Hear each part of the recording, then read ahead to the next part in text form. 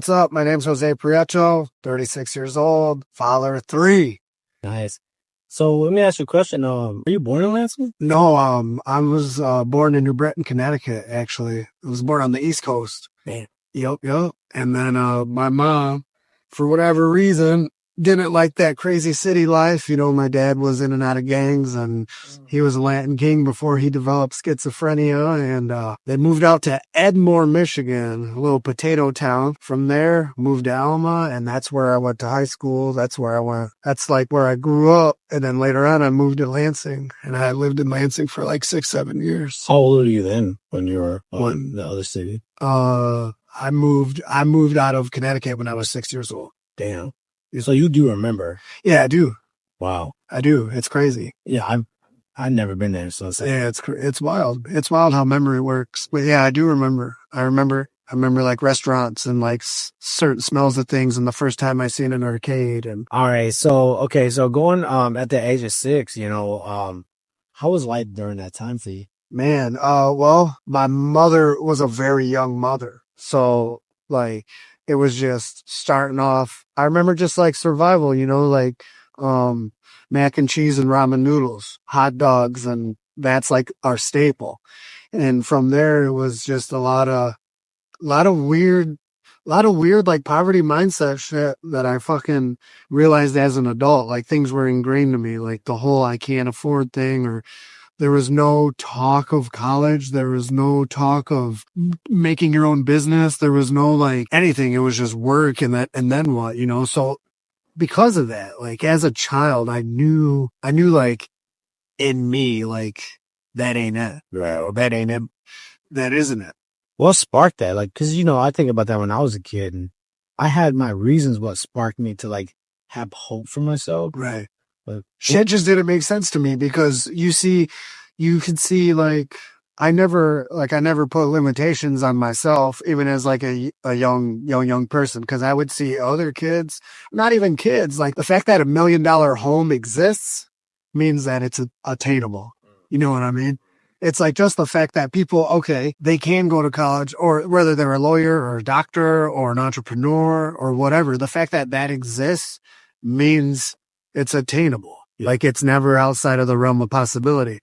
And, like there's that why not, and ultimately it comes down to the fucking people you're around.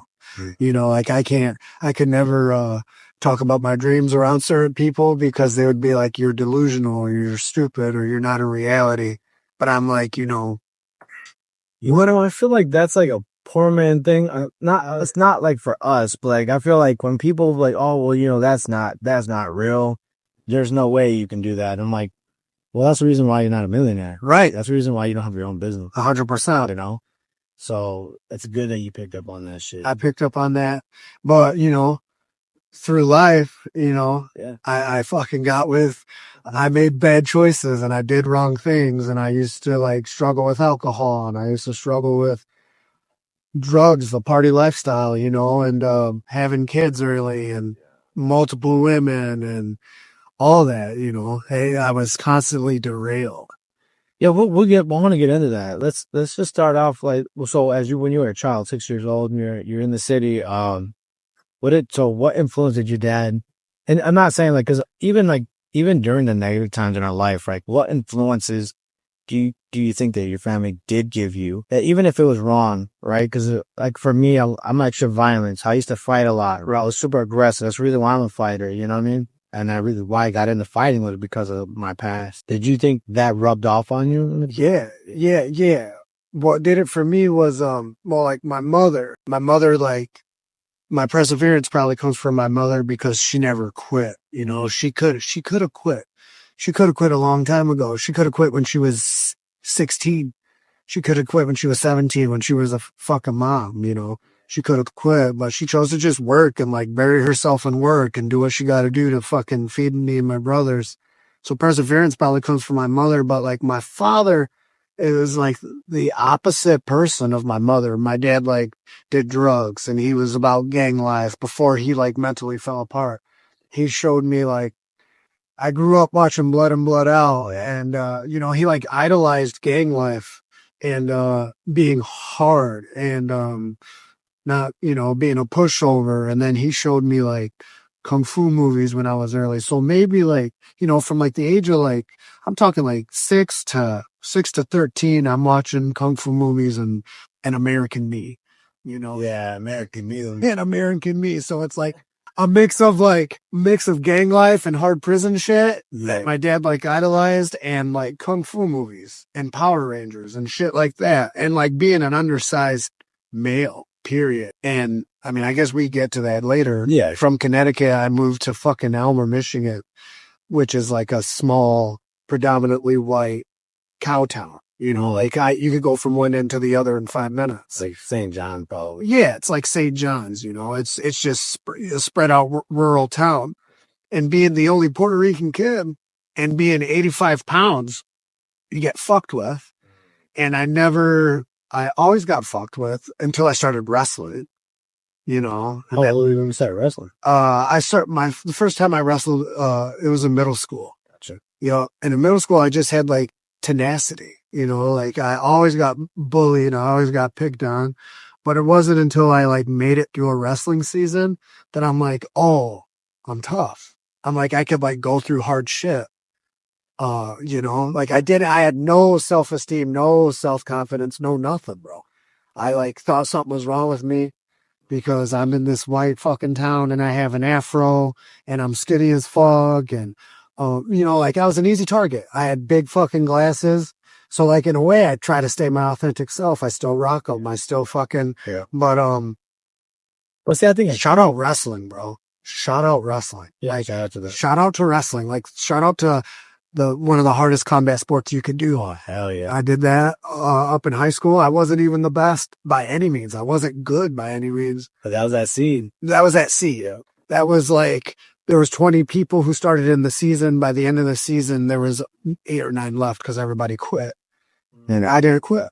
Yeah, man. I tell you, when it comes to conditioning, wrestling tops that, man. Yeah. Wrestling tops that. Dog mentality. Yeah. Hell yeah. And just being fucked with. Like it's a recipe for a fucking dog, I guess. I don't know. When it comes to mental health, like we'll get in bigger topics with mental health, but like as a kid, you mentioned bullied and going through all that. Did you think you would ever get into fighting at one point? It's just something that you wanted to do because it helped you? It was like, in a way, yeah. Like since I was a teenager, I always thought about doing boxing matches. I've always thought about doing karate matches. I mean, when people would, on top of like bullying, I don't know. Like it was like I'm being bullied, so I have to figure something out. I'm a smaller dude, so I have to figure something out. You know what I mean? In this life, because you get, it's just the world we live in is very Aggressive. It is, and people don't talk about that for men. Like, there's a whole thing that's never talked about. Like, oh, the world is tough for women. For undersized minority, it's pretty tough too. Man, you're so right. I feel, and it's so, even with like the egotistic or like the beta and alpha, like you get into those topics, and there's just kids that are just trying to be themselves. But also, like, my dad was super aggressive, super manly, went to the military, also served in prison, but, just hardcore. Right. And they're very machismo. Yeah, exactly. And dude, he was just rough on me. But at the same time, like back in those days, he worked on the farm. So like, he didn't get to have somebody to talk to. He didn't, like right now, we're able to talk about it and we're able to stream this. It's a boss. And they weren't able to have that. And my dad didn't have a dad, so it really made it worse for him, But you think about back in those days, that's the reason why they were doing that. And so, like, we're correcting our past curses from our families to be the better result, I guess, for real, the fathers that we're becoming to be, Generational progression. Fuck yeah, dude. It's really important you bring that up. And I think we're going to bring that topic up here, with the fatherhood, because that's super powerful. I think people lack on it. Like, oh, you're just being a bitch. It's not talked about enough. Ooh. For real. Yeah. Yeah. All right. So you, growing up, obviously it was tough. Things are hard for you. So you did have to move place to place. Yep.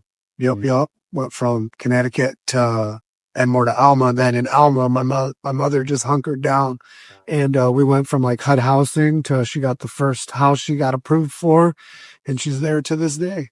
Nice. And was your dad there? My dad was there until like crazy. They were together. He developed like schizophrenia, and then it became like my mother basically had 4 children.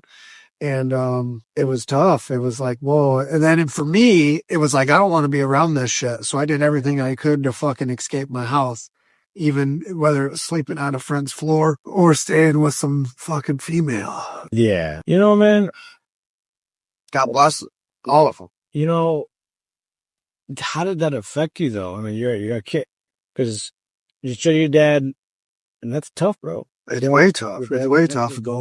It made me like I had no positive male role model. I didn't. So I found it, and I tried to look for it in like coaches. And I tried to look for it in just like people.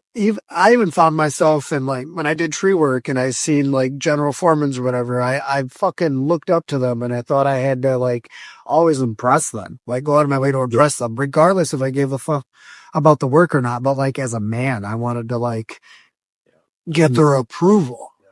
And then, thinking about it now as an adult, it's like, oh, that's because my fucking dad dipped. Well, he didn't dip. Like, they got a divorce when I was 20.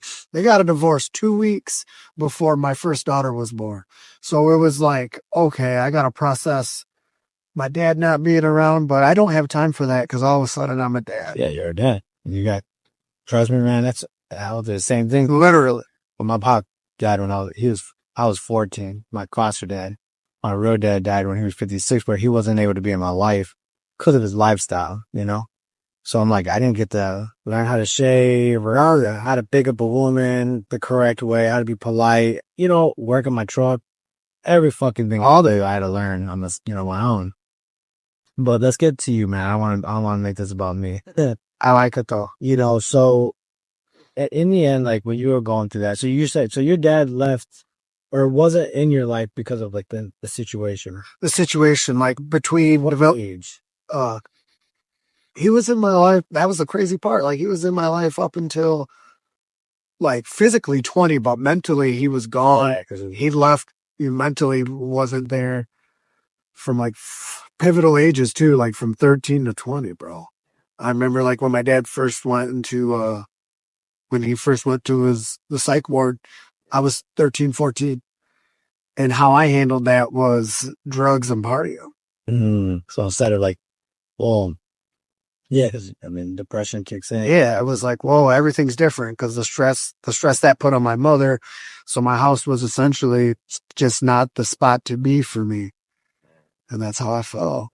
So I did everything I could to not be there. Yeah, that's tough, man. Sorry about that. Yeah. So it's a trip. Let's get into Lansing. So when did you get into Lansing? Oh man, I got into Lansing, I want to say 2016, 2015. 2016, 2015, and how I started off in Lansing, I was sleeping on my friend's floor straight up. Damn. Yep. I was sleeping on my friend's floor. I wanted to start over. I tried to make this broken family work, and she ended up going up north. And I'm like, I have two choices here. I could like sit here in Alma and wallow where there's like minimal job opportunities. I'm not the type of dude to sit in a factory for 40 hours a week. That just ain't me. So I quit smoking weed for like 30 days. I got a job trimming trees for BWL. Shout out Wright's Tree Service. And yeah, I did that. And that I stayed on my friend's floor for a minute. Like I slept on his couch. At the time, he was down here and he's like, yeah, I'll help you get on your feet. And I'm like, God bless you. And I came down here and I rolled an LCC. And that's when I got plugged in network to the social community in Lansing, both like a lot of artists and then, of course, martial arts, man. The MMA community in Michigan is so tight knit. So I started training at ODP briefly. It's where I really met like Joaquin Murcielago, Corey Wirtz, RIP Corey Wirtz. That's where I met Justin Johnson. He popped in there. This was like 2016, 2017. Yeah. Yep. And from there, I mean, there's just more opportunity in Lansing. 100%, especially when you come from Alma. And both economically, and from like for anything you want to do, on the other end of the token though, like if you're still in that party lifestyle, that of course that's here too. It's like a small big town. It has a lot going on, but it also can suck you in where like, because everybody knows each other and it's enough where like you said, like everybody knows all the fighters and all the fighters get to know who you are because they either train with you or they know someone that knows you, whatever. Yeah, that's how I met Labor Ortega as well at ODP. And you go through that rabbit hole and some people don't get out. Right. And that's unfortunate because, something I realized getting into the fighting game is every person that I've seen that's fighting or fighting something. Man. Yeah. 100%. 100%. It's like, damn. That's why I got addicted to it in my early 20s, because it was like my dad left. All of a sudden, I'm a dad. I'm not with the person I had a kid with. We knew that wasn't going to happen off the get-go. I'm still in my daughter's life to this day, but like we knew we weren't going to do that family thing. And here I am with like no positive male influence. And the only way I'm getting any kind of respect is by fighting every weekend. Yeah. You know what I mean? And that brought easy women. That brought that crazy lifestyle. Cause when I was young, I'm going to say like early 20s, 20 to 25, I thought for all the wrong reasons. I mean, I loved martial arts. I love like pushing myself physically, but when you're young, it's the clout, the easy women, the attention, all the bullshit, Mm-hmm. and, it's so easy, for that. And then as I, down my journey, as I started actually caring about health and wellness, actually caring about eating right, actually caring about staying away from alcohol. And that took a long time. So you don't drink? No, I had to stop drinking because when I drink, I drink. Yeah. It's and who I'm dating, and I realized this later, influence is hardcore. Like, I'm not saying they're bad people, but like birds of a feather flock together. If my woman likes to have a drink every other day, I'm buying liquor every other day. I'm drinking every other day, and it's just a rabbit hole of bad decisions for me because, that's for a lot of people. I just like what I like. And if I keep doing things a certain way, I just want more of it. But so your standards started changing. I started changing as I got older, because even like wild journey, my journey was wild in Lansing. Like I used student loans for a down payment on a house, you know what I mean? To rent a house, to try to have a family, to try to make it work with this other person I had kids with, and, that shit don't work. I was 26, and to me, looking back now, 26 years old is still a child. Yeah. Still especially a very if you young haven't, adult. yeah, especially if you haven't had the right guidance. Right. So I can see how that. There's trial and error. And that's been the, my life story. Man, bro. So when you got into fighting, that was what? Really into the combat fighting, that was what year? 2010, I had my first fight. When did you meet Ray? I met Ray around 2016, 2017 when I not Crown, but Gallo Boxing. Yeah, shout out Gallo Boxing. Yup. I remember that. That was actually where Leroy was there. Yup, Leroy was like the strength and conditioning coach, and that's where I met Mercy and those guys. This was like 10. What is it, 2025? This is almost 10 years ago. A lot of using spring. Yeah. Because when I got in there, right around that time, I just took my ass there to train. Yeah. And I was overweight, just out of shape, dude. And they put me back in place. That's when Jack was there. Yup, Jack Hall. Courtney was there. A bunch of other people, Logan and all them. Yeah. But I love Lansing, man. Lansing, the community has always shown me love, both in the MMA community and like just like the town, LLC, and people I've met where I've worked, because I worked all over the place. I worked all over the city. But yeah, it's been real cool. But again, and that's how trial and error is also like my fighting too. Like outside of wrestling, like me and my boy Andre Thomas would just fight each other in my mom's backyard, see what works and what didn't, and then it's not there anymore. Young's Gym in Elma, Michigan. It was like a hole in a wall. I mean, no heater in the winter, a hole in the wall where me and a couple dudes would just go in there and spar and no guidance. None of us had any guidance. Just figuring it out. So pre-sanctioned MMA, when anybody could rent a hall and put up a cage, I mean, we're fighting every other month, for a few years. And I didn't start really becoming like a student of the art until I was like 27, 26. I'm literally learning to fight by fighting. Yeah. So during that journey, you got into fighting, and you've been fighting for a while, but I'm talking about tournament fighting. There's your downfalls.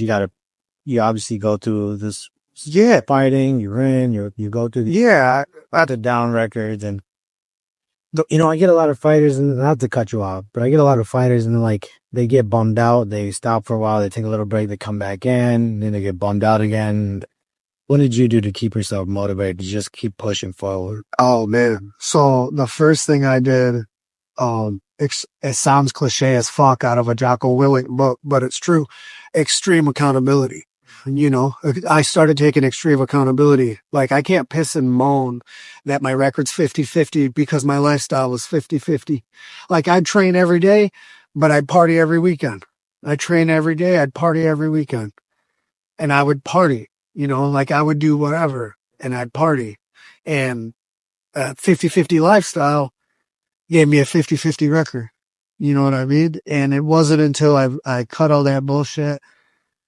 Really what it did was, what really did it for me, was I made this financial investment to get into an online yoga school, and, being held accountable for like 9 weeks of journaling every day, eat clean every day, and something clicked. It was between like yoga and I ended up getting full custody of my younger 2 children about 3 years ago. Yup. And I stayed real quiet about that. I didn't post that on social media too much. It's just a thing that happened because And it's a process. it was a process. I went from a fun weekend dad to a full-time dad, out of nowhere. So something had to click. Yeah. Something had to change. High responsibility. Yeah, it was different. And that was a whole journey in itself. So between making an investment to just live a cleaner lifestyle, food, the alcohol, cutting the alcohol back, and my children because of poor choices that their mother made. But I told her to this day, I respect her and I appreciate her for that, because if that never happened, I never would have been forced to take on that responsibility. I have a big thing about that. I got custody of my son, and I don't talk bad about his mom. She did what she did. That was her circumstances. This goes right back to what we talked about with our parents. Not everybody can handle certain things. And it just wasn't that time. I'm a big believer in, that your time is your time. Right. Meant for you. Right. Right. And so your child got sent to you because it was that time. It was meant to be. So you going through that, that really is a big wake up. It was a huge wake up. It changed everything. Now you don't gotta get in detail. We don't gotta get detail, but like, I get guys all the time, bro, where they're just like, I'm about to go on child support, or they're on child support, but they're about to go to court, or like, hey, how do you handle this? Like, what did you have to do? And, how did you handle all that? Man, it fluctuated. Yeah. All right. So I've been on child support for 13, 14 years. And in the beginning, when I was a young boy, like in my 20s, I'd say I'm still a boy. Not now. I'd consider myself a man now, but I would avoid it. I would avoid all of it. I would piss and moan. It would be like a mental block in my head. Like, oh, I better not make too much money because the more you make, the more they take, blah, blah, blah. Oh man, thank you. I would, yeah, just poverty thinking. And I would I remember straight up, this is real shit. When I would know there'd be a child support assessment, I would purposely quit my job and be like, whatever, take what you can. Or I remember doing I had a gig as a bartender where, my monthly income was $6 an hour. Oh yeah. And I'm like, bet. And I'll just live off my tips. I'll live, whatever. But that shit keeps you in a circle of fucking nothing. Low wage, total shit. Years. Yeah, you do that forever, and it's like, nah. So, again, it was just like this. I want to bring it back to journaling and yoga, making this switch. It was like a mental switch of fucking being accountable. Accountable is the best fucking word. Being accountable, like extreme responsibility. It's like, I love my daughter to death. If she wants to live with her mother, that's okay. But you're my daughter, and I'm going to take care of you the rest of your life. It ain't just going to be till 18, and once I made that mental switch, I don't care what the child support is, take care of her. I just started taking care of it. I started being like, yep, that's my daughter. I made this switch where it is what it is. Take whatever. I probably, when I was like 30, bro, real talk. It was just like a switch of extreme accountability back to being accountable for everything. All the good shit in my life is my fault. All the bad shit in my life is my fault. You know what I mean? I get to enjoy the fruits of my labor. I'll work every single day. I'll take some money. I'll throw it in a savings account. I give the rest to my daughter. It's whatever. I take care of the needs. And I'm modest as fuck about it, and I don't need like the nicest car, I don't need designer clothes. You know what I mean? You get in shape and you look good in anything, you look good in a $2 t-shirt. You know what I mean? And I try to preach that all the time. But yeah, just back to extreme accountability. That's what did it for me. For all the dads listening, don't bitch. You know what? Bitching ain't gonna change the car. Oh yeah. Nothing. You're gonna pay that child support, bro. Just think of it as a fucking car payment or any kind of life is bills. It's a bill, yeah. It's a bill.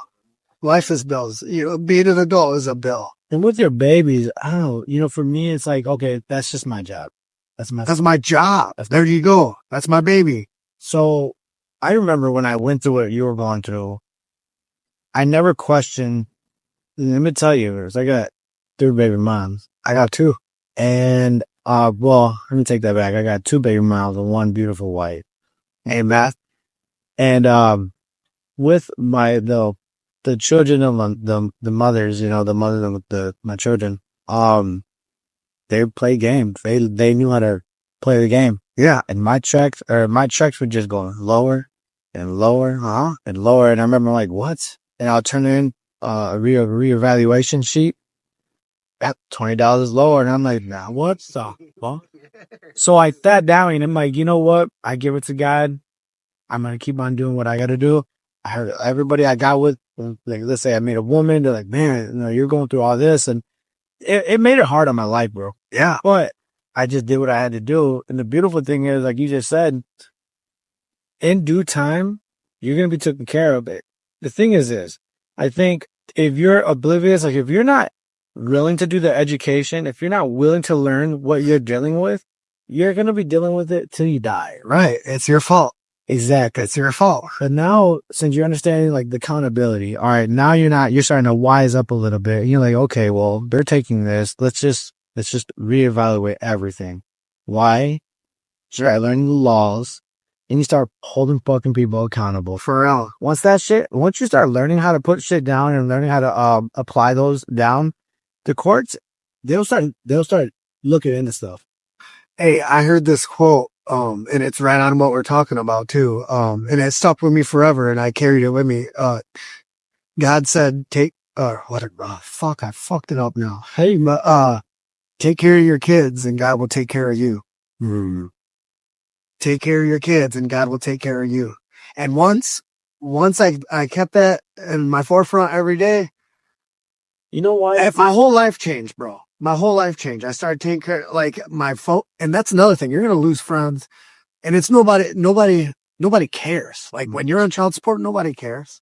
Nobody gives a fuck. That's like, oh, hate. It was almost like you're the dude that other men are like, oh, you're an example of shit. I should pull out because I don't ever want to be in that spot. You know, you're just an example for a minute. That's so shitty because I remember guys used to do that to me too. All the time. Oh, you have kids. Oh, you pay child support. You're right. Like, they're like, oh, you got baby mamas. And it's like, Fuck you. you know what I mean? You're right. And they would, or I'd be at a bar or something. And there's motherfuckers who would just bring that up. You know what I mean? Or there's a woman approaching me, you know? But I tell you what, take care of your kids. God take care of you. Since I started, I've got more attention from females since I became a full-time father than ever. Mm. You know what I mean?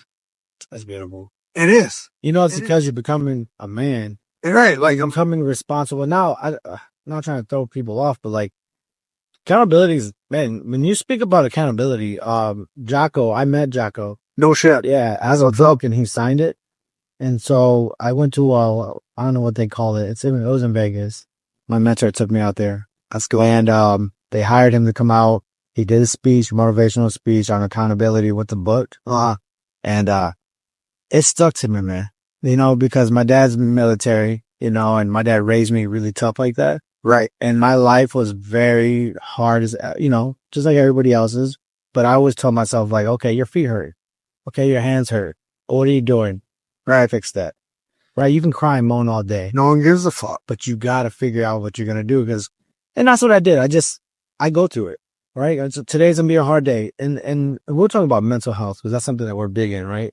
So the beautiful part about growth is learning how to learn from your mistakes. For real. And learning to know that every mistake is a blessing because now you learn how to leverage with what you're dealing with and say, okay, I need to change this. How can I be better? Right. You know, I heard a rich person say before, the rich people learn how to solve problems. Poor people, they just play them on. Yeah, right. So let's learn how to fucking solve issues. For real. You have problems in your life. If you're financially not free, if you're having love issues, there's a solution. Like every counselor does, we have a conversation, you throw all your information on the table and they say, well, pick and choose what helps you to be a better person. Right. And if you're not doing that and you're not asking for help and you're not speaking up, you're kind of stuck in an eggshell. Like you said before the podcast even started, closed mouths don't get fed. Mm-hmm. Closed mouths don't get fed. So did you have to do a reevaluation sheet or not? In terms of child support? Yeah. Is that what got, so we don't got to get details. No, so for the people that are going through this. Yeah, people that are going through child support, when that happens, I'm glad you brought that up because I tried to rebuttal the reevaluation, right? To say, hey, this is too much or whatever. But back to wearing like my own suit, like who I am today, taking extreme accountability for like fucking everything. When I went into the courthouse and the mother of my kids over there and whatever, and the judge is there and they're going through my income because I'm a supervisor now, you know, whatever. I work all the time.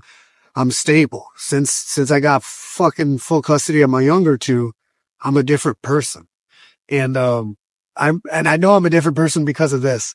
The judge looked at me in the face and she said, we're not going to lower your child support, you know? And I looked at her and I said, thank you. Have a great day. And I left the courthouse. I didn't bitch. I didn't complain. And I left that courthouse. I remember walking to my car and I'm like, you did change. Yeah. You know, you did change. I didn't even fucking put it on social media. I didn't say shit to nobody.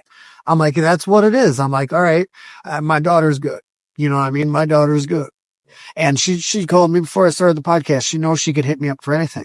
Outside of child support, she hits me up all the time. Hey, you know, like, can I get this? Can I get that? And she's also a teenager. So she's at that age where, unfortunately, materialism does matter. Well, you're the lead. I'm the lead. So when she gets older, I know that he's saying this does sound kind of weird, but like, you know, what they look for is another leader. Another leader. As they're ready to move on in life. And you are that example. You're kind of like showing her, well, this is what a leader does. Right. This is what accountability does. This is what accountability is. This is what, and back to other, and I don't, we live in a sensitive time.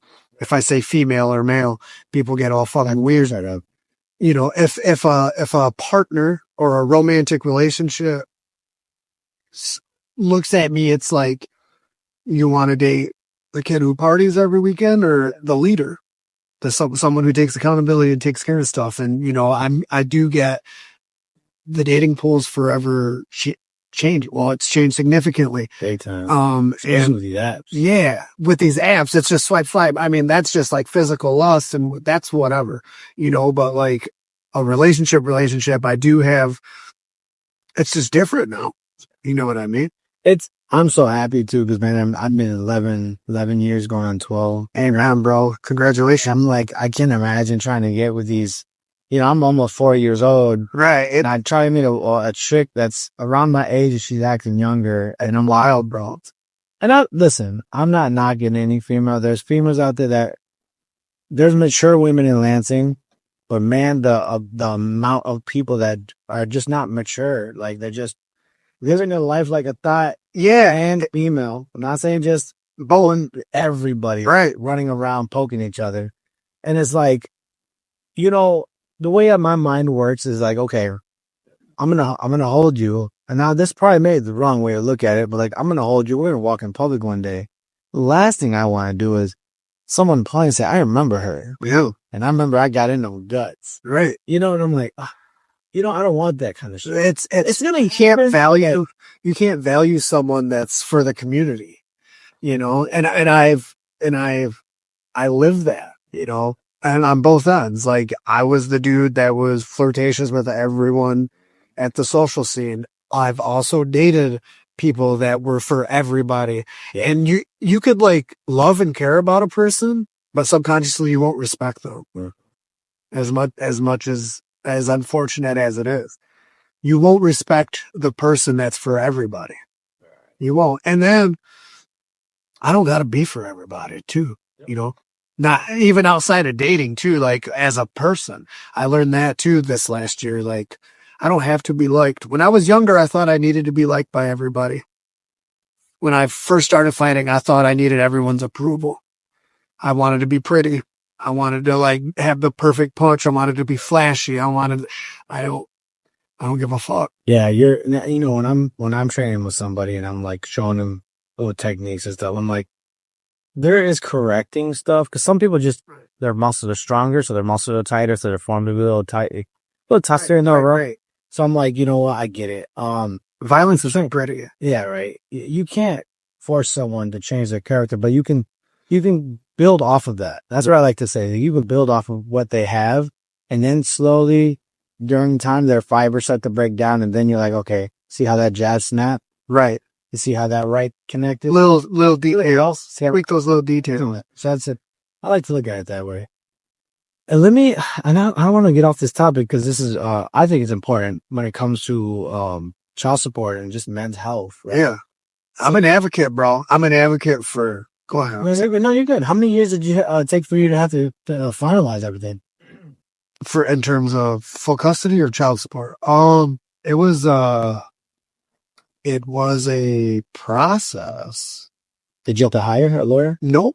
The reason why I got it was very easy. Gotcha. Everything became my favor. And the timing of it, man. Like, I believe in a higher power. I'm not super designed to one religion. Like, I literally have 2 different religious symbols tattooed on my body. But I definitely believe in a higher power, and everything happens at the right time for the right reason. Like I said, I was balls deep in this yoga course, and then that helped regulate my nervous system. That's what it does. It regulates your nervous system at the end of the day. And so while all the stressful shit's happening with the mother of my 2 younger children, she's making horrible choices. She's having substance abuse issues. Yeah. And by the grace of God, her sister brought it to my attention. And I remember I had a fucking 1-bedroom apartment here in Lansing, she called me after work. She's like, you ready to be a full-time dad? Because I'm going to sound the alarm on what's going on. And, so it was all in my favor. It was your time. It was my time. It was weird. It was like, God, I was cutting trees at the time. I remember cutting trees, doing the yoga, dealing with this, not putting a single inkling on that on social media. Okay. Which is smart. Not a single fucking inkling. People that do, they see that. Yeah. And, they see it. And then, I'm not knocking the mother of my children at all. It's the reason me having full custody was the turning point of becoming a man. But, just fucking keeping your head on straight, regulating your nervous system every single day. And I had the luxury of already being in a fucking yoga school, so our job was literally to do that. And again, it's like back to the universe or God or everything lining up, because while I'm going through court, I'm being held accountable in this yoga school. The partner I had at the time was also doing the yoga school. So, props to her. She's a great person. People just grow apart. And, I continued to keep my head on straight every day. I'm talking like writing a gratitude journal. It's cheesy as shit, but like literally like, okay, I'm grateful for it. I remember having court coming up.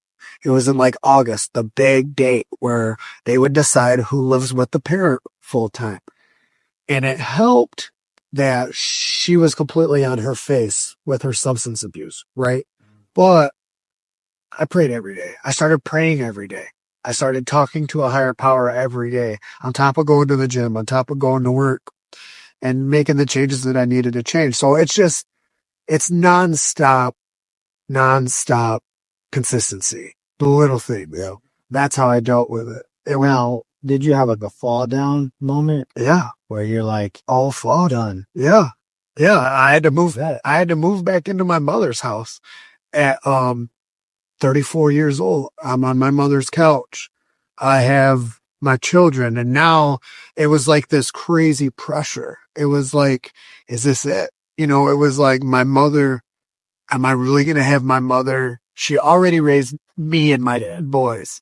Am I going to have my kids full time at my mother's house as well, on top of my oldest? So that's like her son and his 3 kids. Am I really going to have that on my mother full time? Am I really going to live like that? And that was just added stress to my mother. So it was just like a compound interest of stress. And I'm like, this can't be it. This can't be it. And then I had, I tried a family with someone else, and I thought like the family thing was the answer. And that was just a healthy dose of pressure to me to get on my fucking feet, to just turn it around. And like daily prayer, man, daily prayer. And it doesn't have to be like Christianity, Hinduism, whatever works for you. You said something important in the beginning of our conversation. You said something about writing and logging. Yeah. Right. So that's programming. Yeah. Right. So I'm really big in psychology. Yeah. And, something that if you don't know yourself, you're going to always feel lost. So it's important to like, what I used to do is like log the thing that I do think good and bad about myself. I love, what can I work on myself? Like, what can I do to work on my certain things that I don't like about myself? And then what can I fix that I like, but I want to see change, like certain things, like, right. What's that word? When you're putting things out in existence, what is it? Manifesting, right? You start manifesting what you want to put out there. And that's kind of where I came, even with my business now. Right? It's become things. Look, just kept on saying it. I'm like, this is what I'm going to do. I'm holding myself accountable. And now the action, right? They go through levels. You say it, you write it, you bring it into the mind, you talk about it, you put it out in the universe. But then now the action comes in, because accountability is important. For real. And then you just start doing action. Many people are not going to like, I could tell you right now, just because my show is still new, there's tons of people talking shit. But we're 90%. We're the 90%ers, right? We're putting work into this. Right. There's a lot of people that they can say what they want, but I'm doing all this by myself, and I'm fighting the same for you. Yeah. You did what you had to do for your kids. You started up your business. You're working towards that. Do what you got to do. keep it up. Yeah. And now flash forward, I'm a licensed and insured yoga instructor and I have full custody of my kids and I'm a coach as well. Like that yoga gig. Well, come on. That yoga gig opened the avenue to many other different places. I also want to give this to you, man. I know it's kind of cheesy and all. Let me give this to you. Go ahead and grab it. I love it, bro. So hey, bro, I appreciate you, dog. For real. Yes, this is that family loss for our father, man. I appreciate you, man. I've heard your stories about being a father, and I've heard all talking about it. And you know, the struggle is real. You know, it is, bro. You fall on your face 1,000 times first. I want to be able to give. I appreciate it. But when the company, the bigger it gets, the more traction it starts to do. You're gonna start seeing me do that a lot more, and just be able to help people out. You know, so, but yeah, I want to give you that. I appreciate you, bro. For real, I'm gonna take a picture of this, make a proper thank you after the show, probably, for real. So now we got into your life with child support. You know, we're already in mental health. Yeah, it's Mental Health Awareness Month. Yeah. That's crazy. It just happened. How it tied all together. Every day is every day we deal with mental health, and people don't realize it. Like, they let shit go. It's just like weight, right? Right. Eating snacks all day, all night, and it's so simple, it's so little. It's just a little. It tastes good, but then 2 years later, that shit accumulates, man. And that's how stress works. It accumulates until the very end you pop, and then you're either taking it out on somebody or yourself, and then you start, the real spiral effect. What do you do to keep you not going to that point? For me personally, I notice the more stress I get, it sits in my body, like literally my neck, my shoulders, my knees, my legs, they'll sit in my body. So I've always got it out with running, MMA training, yoga. I have had to have a physical outlet. Used to be an unhealthy physical outlet, like not too crazy, but like sex. Yeah. But I don't want to have sex with someone because I'm stressed out. I want to have sex. But it's true though. It's real. It happens all the time. That's actually happens all the time. I don't want to say it's a disorder, but for people that just are, and they think, oh, I got a high drive. Like, no, you actually, that's how you deal with your depression, right? You're dealing with your stress. Yeah, you're actually stressed and depressed. And then they turns it into an addiction, right? And that's where the porn addiction comes in. Yeah. That's because it's how to manage the stress and their levels of how life is beating them up. Yeah, I can't say I've never not been there. I've been there. Yeah, I've been there for sure. I've noticed that when super promiscuous and I needed multiple women, or, I needed just one on a hyper level, and that was me ignoring stress and depression. And ultimately they are too. And it becomes a fucking toxic cycle. It's tough when you got older people. Right. It's like, all right, let's ignore our problems by having sex 6 times a day, every day, which is cool, whatever. But yeah, it's dealing with there's healthy sex and there's unhealthy sex, Like, if you really care about that person, go for it every day. You should be. If that's your person, go for it. You should be. But when it becomes like something you're running from, like there's something else there. It's like, all right, fucking deal with your shit first and then come back. Yeah, because you're hurting yourself and the other person. Right. 100%. But sometimes that's like manipulating. It is. It is. It's too weak, but you're aware and you're like, your problems, right? You're taking advantage of it. That's so fucked up. Yeah, it is fucked up. It really is. And, I've, like I say, the past me has been there. I've been there. I was on both ends of the token, I want to do a little motivational moment. If you had a word, let's say someone came to you right now and like, what can you give somebody in with powerful words, right? This is a motivation. Shit, wear your suit of accountability. Wear your fucking suit and look good in it, Shout out Guy Ritchie, the director of Snatch and, another movie, but, where it's like extreme accountability, but wear that motherfucker. Thank you for watching T.O.M.P, the Open Mind Podcast. Make sure you like and subscribe for future videos.